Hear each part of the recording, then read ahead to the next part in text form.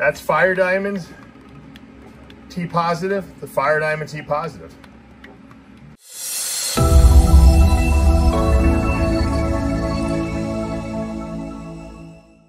What's up, snake fans? Dave Palumbo here for Muscle Serpents Daily. And this is day 3 of our boa breeding pairings. We're still figuring out which boas we're going to pair up. We're checking on boas we've already paired. We're going to probably catch a little breeding action. I saw earlier, I want to show that to you. And we're going to continue this boa series until I get everything paired up and I figure everything out exactly. And then we're going to watch these boas and show how they develop, how they start breeding, locking over the next couple of weeks as we stop feeding them and drop the temperatures. And then obviously as they go through ovulation and then they start sitting on the hot spot, the females, while they kind of incubate their babies inside of them for 100 days. And then eventually we'll see some litters obviously come the early part of 2024, hopefully, and into 24.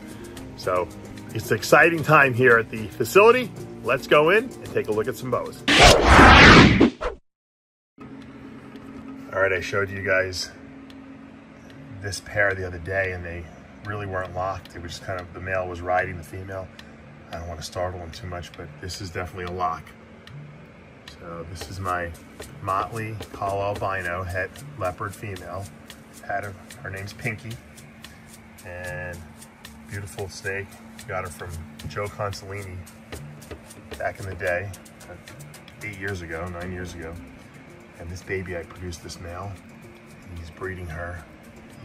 He's hopefully going to prove out to be het leopard. Beautiful male. How cute is that? Look at that. Look at these guys head to head. My Scoria male, a female, with my Hypolabby male. Oh, coming up. Everyone, I don't know if, I know we didn't feed these guys. We're not, these guys are on 8 weeks of food restriction now because they're in breeding mode. All right, here's a beautiful leopard T positive albino that I produced a number of years ago that's potentially het for leopard. We did breed him and we did not produce leopard, so I don't know if he actually, we just missed, or if he isn't het leopard. He's a beautiful, beautiful snake. I'm debating whether to put him in with my plasma, which is a hypo blood Anery 2 female, or if I should breed him back to his mom, which is a triple het Gilbert T positive leopard and blood. So we would definitely get the blood T positive in there. If he's not het leopard, then obviously we would not produce any leopards. So I'm not really sure what I want to do with this boy, and I'm debating. This might be the way to go right here. This is the mama, and she's triple het. And I think this might be the way to go with this one. We can go with the father, who's also triple het, but that's triple het to triple het. This is going to give us a much better odds of getting some bloods stuff. But I do need to breed a blood, or I do want to have at least a het blood bred to that plasma I have. So I have a limited amount of males for some reason. I don't know why.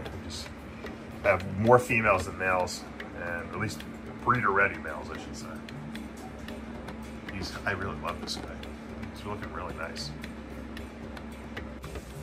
All right, Jungle Motley Hypo, 100% het VPIT positive, and Anery. So it's basically 100% het VPI snow. This is the nicest female we've gotten in that litter, and we've been growing her up. She's actually gonna have to move to a bigger tub.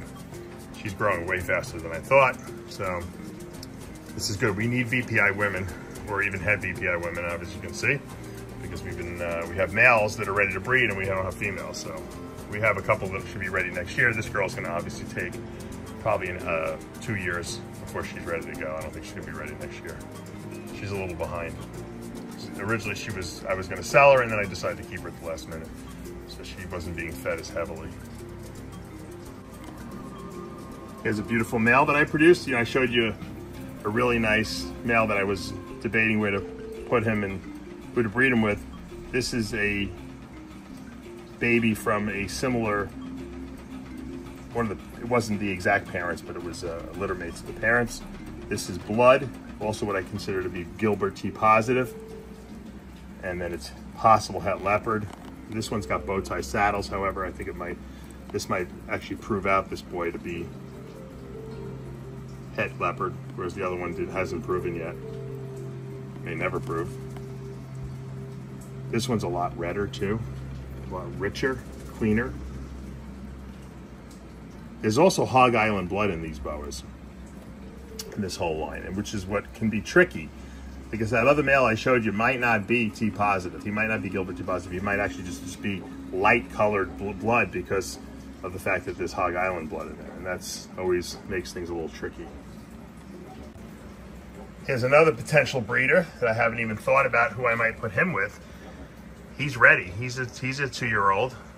He's an IMG hypolabby.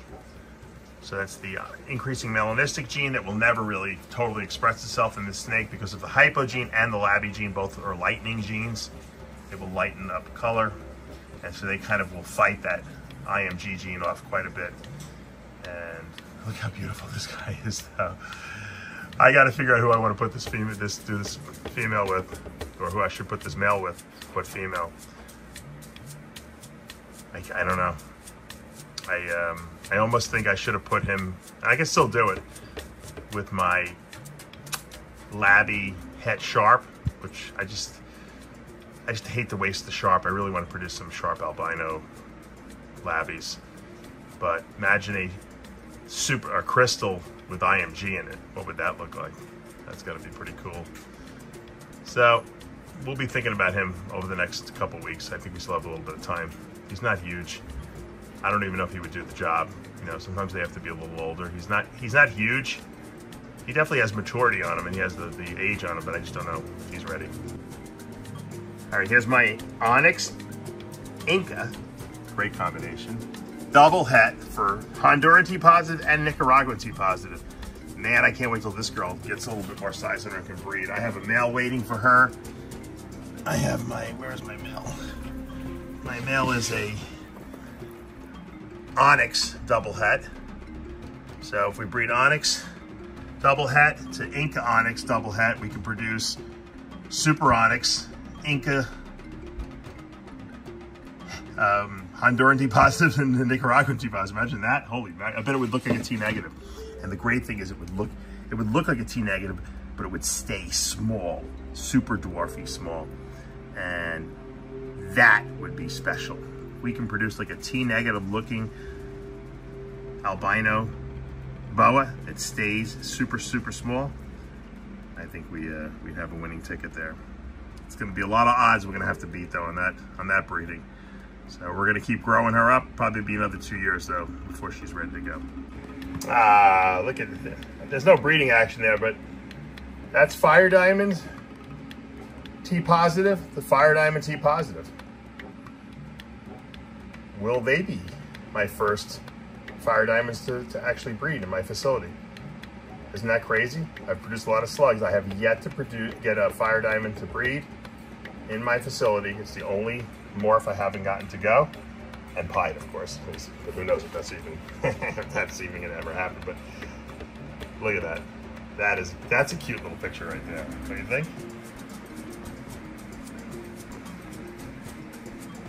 Man, the Super Fire T positive is a really nice looking snake. They almost have like a purplish looking eye color. They're still all white. You know, they look pretty much like a Super Fire Diamond, but these would be smaller than the other ones because this has got, the T positive line is actually a Central American line, so they're gonna be small. These are gonna be partial dwarfs. They're not gonna be total dwarfs, but you can see they're way smaller than a typical Fire Diamond because they're half basically.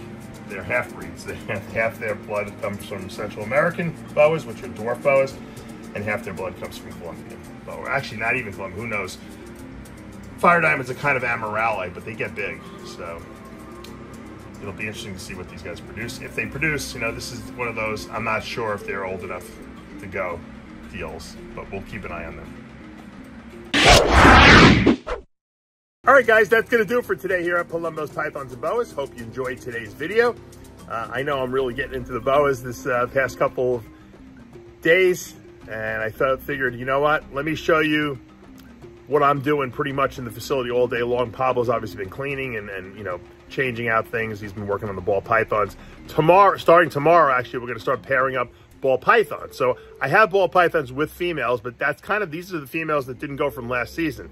Now we have a whole new set of females that are going to be ready to go this season, that are going to start getting paired up. I haven't even put them together yet. So we're going to start that, and I'm going to show you which males and females will be going together and what we hope to produce. So that's exciting as well. And then that'll take us into the weekend. I hope you guys have a great weekend planned, but we have one more video to go. So guys, if you like what you're seeing, hit that subscribe button. Turn on those notifications, hit that like button. I'll see you back tomorrow morning.